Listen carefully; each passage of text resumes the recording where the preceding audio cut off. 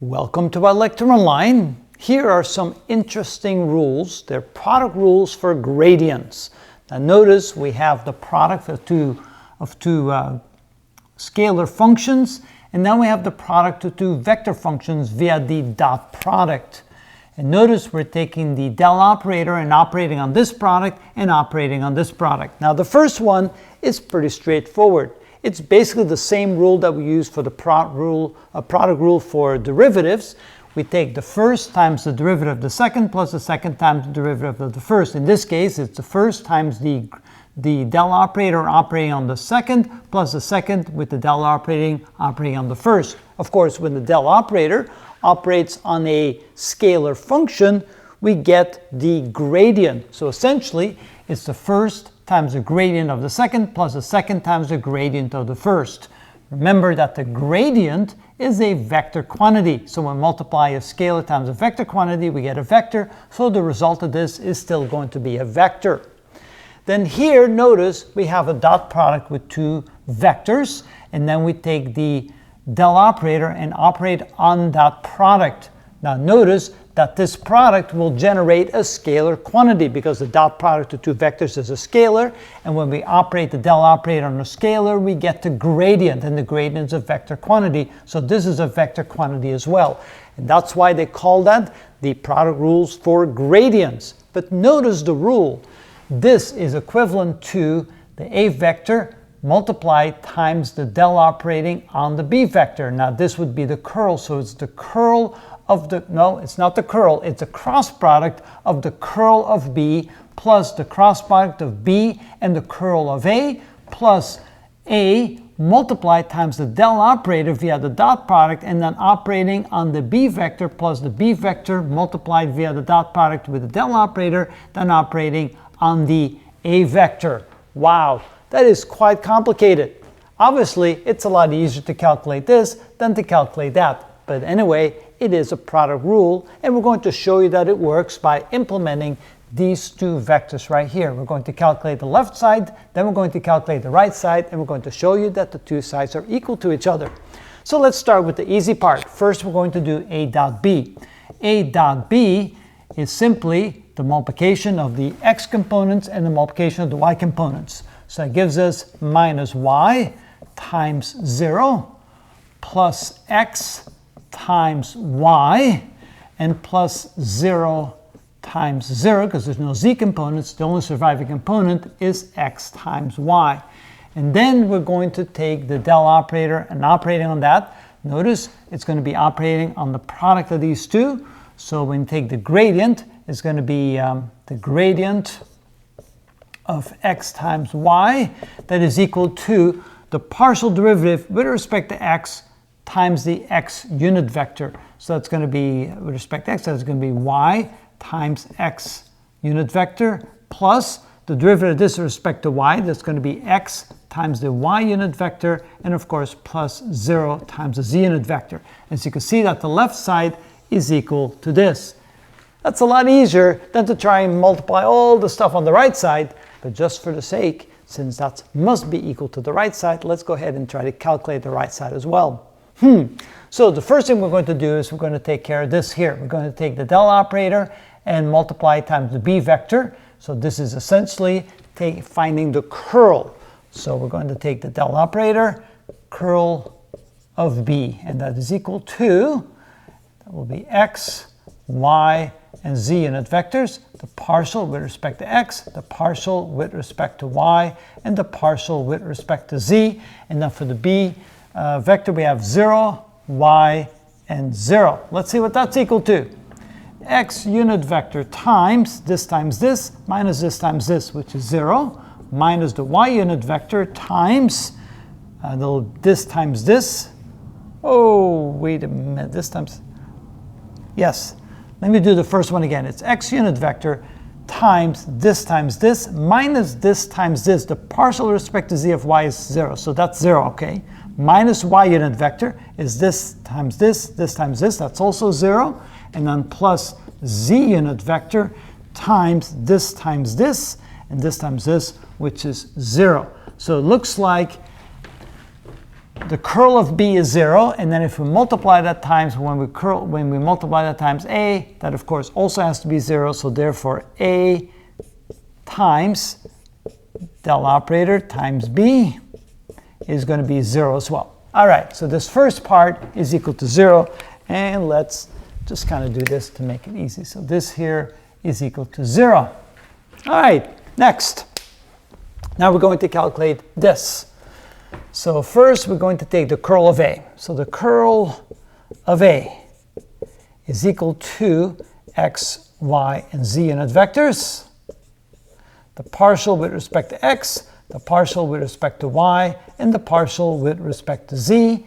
And then we have the x and y components, negative y, x, and 0, like that, is equal to x unit vector times, so this and this goes out, so this is this times this and this times that, that would be 0, minus y unit vector, that would be this times this times this, that's also 0, and plus z unit vector. In the z unit vector we have this times this, which is 1, and this times this, which is also 1. So it's 1 minus a negative 1, and that means equal to 2 in the z direction. So we do actually have a curl, and that makes sense because this looks familiar. This had the curl of 2z, which means we did it correctly. So now we need to multiply b times that. So now we're going to do b cross product of del cross A. Okay, so I think I'm out of room here, so I'm going to go over here and continue it over here. So we're going to multiply b times the curl of A, which is equal to, again, we have the x, y, and z unit vectors. We have all the b components, that would be 0, y, 0, and the curl, that's equal to 0, 0, and 2 in the z direction. All right, let's see if we end up with something here. So this is equal to x unit vector times 2y minus 0 minus y unit vector times, that would be 0 and 0, and plus z unit vector times 0 and 0. So I end up with 2y in the x direction, and that is the result of calculating this second term. So let's go ahead and put that there. So the second term is equal to 2y in the x direction. All right. Now we need to calculate this, a times the delta vector. Okay, so we have a times the del operator, I should say, times the del operator. That's going to be equal to, it's a dot product, so we have minus y times the partial with respect to x times the x unit vector. But notice that since we're multiplying the vector times the del operator has a vector component, so that's, no, we end up with not having any vector components. So that would be minus y times the partial with respect to x, plus x times the partial with respect to y, and then plus 0 for the z component.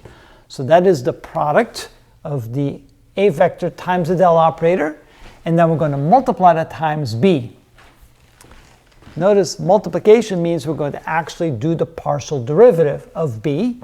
So that means we're going to take this right here and do the partial derivative on b. So minus y partial with respect to x plus x times the partial with respect to y, operating on the b vector, which is y in the y direction, like this. So first, this operating on that, that's the partial with respect to x of y, which is going to be 0, times the negative y, so this is going to be 0 in the y direction. And the partial with respect to y, y is 1. 1 times x is x times y. That would be plus x in the y direction, like this. So it's simply x times y unit vector. So that is added. That would then be the third term. So this term right here would be equal to x times y unit vector. And finally, we need this one right here. So we have the B vector dotted with the del operator. So this is equal to, the x component is going to be 0 because there's no x component here. The y component is going to be y times the partial with respect to y, and plus 0 for the z component. So we only have one surviving term off of this, and then we're going to multiply that times a vector, or operating on the a vector. And so we're going to end up with this quantity right here, b vector dot delta operating on the a vector is equal to y partial with respect to y times the a vector, which is negative y in the x direction, plus x in the y direction. So this operating on this, take the partial with respect to y, which is 1, times the negative, negative 1, times y, which is negative y in the x direction. So this is negative y in the x direction, and this times this, that gives me 0, so plus 0 in the y direction. And so that means that this is equal to minus y in the x direction, and that is the fourth term in here. So this here becomes negative y in the x direction. All right, so now we've established the right side. And remember, the left side was equal to this. It was y in the x direction plus x in the y direction. Let's see if all this added together gives us the same result. Let's find out.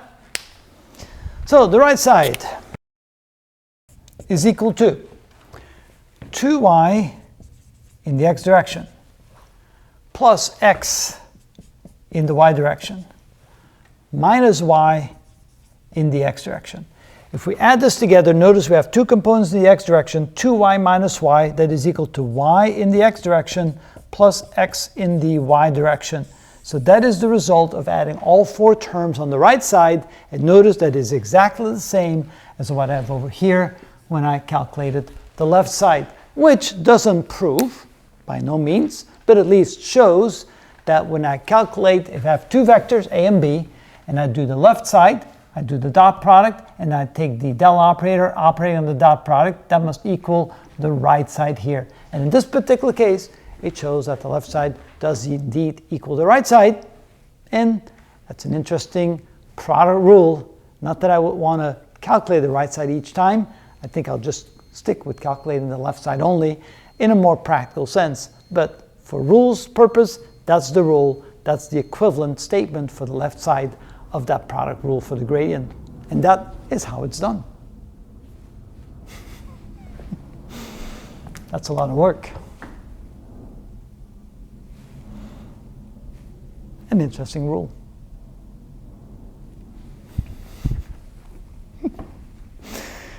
Okay, what else do we have in here?